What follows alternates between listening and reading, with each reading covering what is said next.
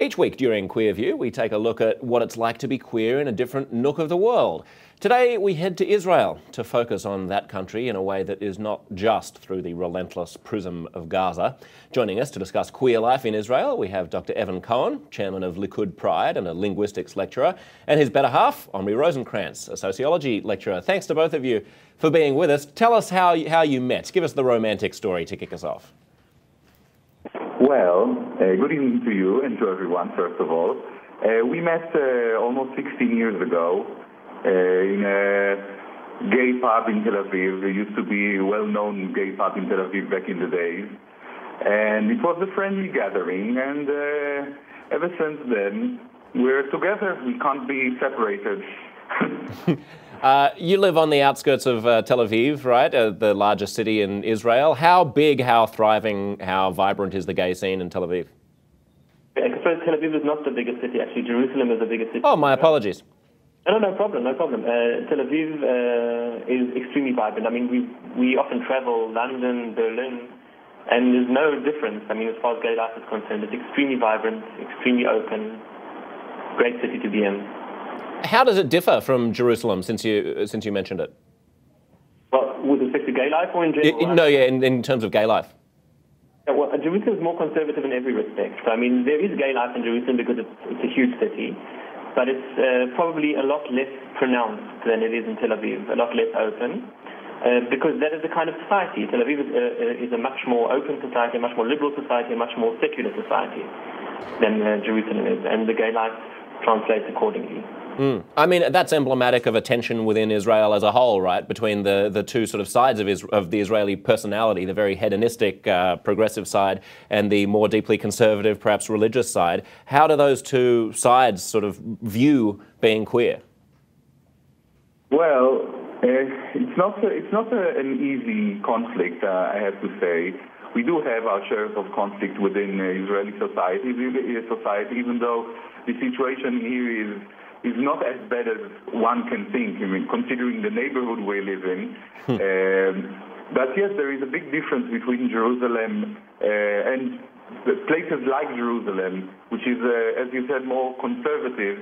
And therefore, it's much harder for LGBTs in places like that, in cities like Jerusalem, to live openly. But there are Jerusalemites, there are LGBTs in Jerusalem and in other cities of Israel. And I think that more and more in recent years, more and more people from different different cities, not only Tel Aviv, are being accepted and can live their gay lives openly.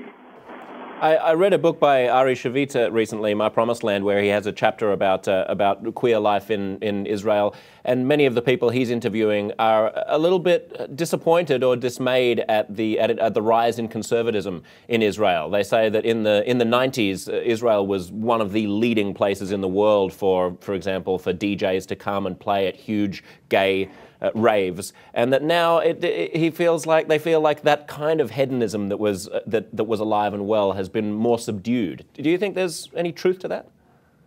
Well, look, I grew up in the 80s, and I think it was almost impossible in the 80s to be gay anywhere. I mean, it was really difficult. Everyone was closeted. And I can say that over the last 30 years, there's definitely been a positive change, and it keeps changing for the better. I mean, I do not see a rise in the conservatism. There are conservatives in Israel. They've always wielded considerable political power.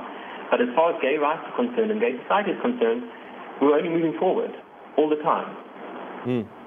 How has if at all, how's the past month or two been for you since you're there? What's life been like? I missed the question, I'm sorry. Over the past month or two, while the whole world has been focusing on the crisis in Israel and Gaza, what has life been like for you two? Well, it's not easy. You know, it's wartime, and in wartime we're not very happy people, as you might imagine. No, we're not that gay, but we're surviving, and we believe in our country, we believe in our soldiers, and we believe in our people. And we're very sorry to often see how our country is misrepresented in the world media, not in America as much, but more in Europe. It makes us very sad, very unhappy.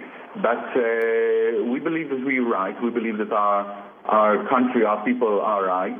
And we believe that finally eventually we'll get some kind of a peaceful solution, because this situation where people are under rockets and under terror threats, this situation is impossible to live in. And we're not only gay, we're also Israeli, and we want to live here peacefully, not only as gays but as human beings. Yeah, may I add something? Yes. I feel that what Omri said, I agree with everything Omri says. But of course, speaking as a gay person now, not as an Israeli, I feel that it's extremely important that we do what we're doing at the moment, that Israel be on the defensive at the moment and fight the wars that it has to fight as a gay person. Because if we just take a look around, we look at what's going on in Gaza for gay people, or in Judea and Samaria, the Palestinian-controlled authority for gay people, not to mention places like Iran and Syria for gay people once again. This is basically the only place we have to be. We have nowhere else. I mean, this is the only place where gay people can be gay without risking a noose around their neck, at best, in the Middle East. Yeah. Thanks so much to both of you for being with us. Take care of each other. Thank you. Thank you very much. Next up, we head to Vienna.